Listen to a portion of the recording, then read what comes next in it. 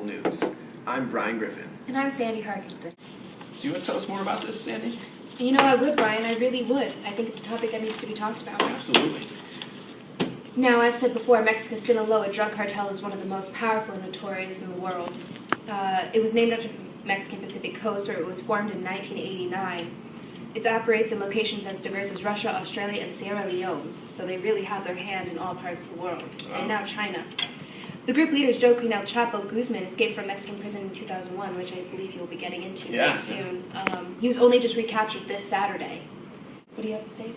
Well, Sandy, turns out interesting way that he escaped prison. As you said, he was caught once before in 2001. But lore holds it that he slipped out of prison by hiding in a laundry basket, which seems to be a rather smelly way to escape from a prison. Yeah, I would say so. I hope there was no underwear. No, I know. You know, those dirty jail. Yeah, some Shawshank Redemption going on there. On this quiet residential street in the Sinaloa state capital of Culiacan, with a school just across the street, is one of 5 Chapo Guzman safe houses. We're going inside to take a look. But when you go into the bathroom, the picture of a normal house really does transform. Beneath this bathtub, a secret tunnel.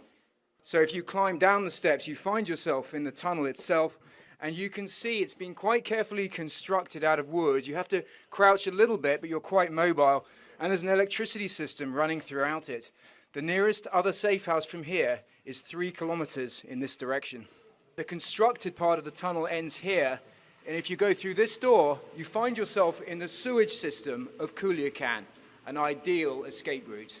And the tunnel system comes out right here in another safe house just down the road, and as you can see, it is a very similar setup to the previous one. You don't like to see much of that, yeah. No. His drug operation is believed to have penetrated not just all of the Americas, but Europe, Australia, and West Africa as well, according to a West Point report. It really is. Do you want to talk about the penetration in China? Yeah, I would love to talk about the penetration in China, Brian. Specifically, the penetration of the Hong Kong triads.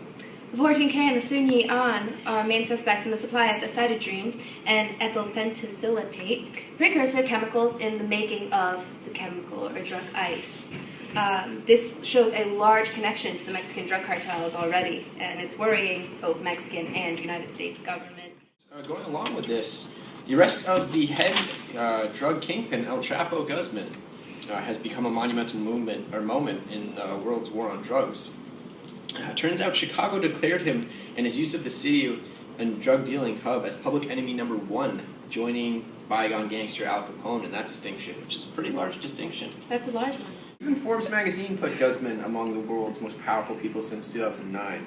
Forbes estimated his fortune at more than $1 billion. That's a lot of dinero, Sandy. That is a lot of dinero, like Robert De Niro. That is a lot of What Robert De Niro. could you do with $1 billion? What could I do with $1 billion Robert De Niros, Brian? What couldn't you do with $1 million Robert De Niros? I make a lot of movies, Brian. That's true. That's a lot of money too. Maybe that's what he's doing. Maybe better than Shelley's job. It's true.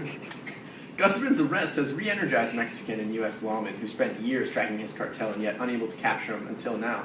Looks like we had a lot of depressed Mexican and U.S. lawmen who were really worried about catching this guy. Must be feeling a lot better now. Yeah, they must be. I know I am, Brian. Yeah, me too. I feel a lot safer.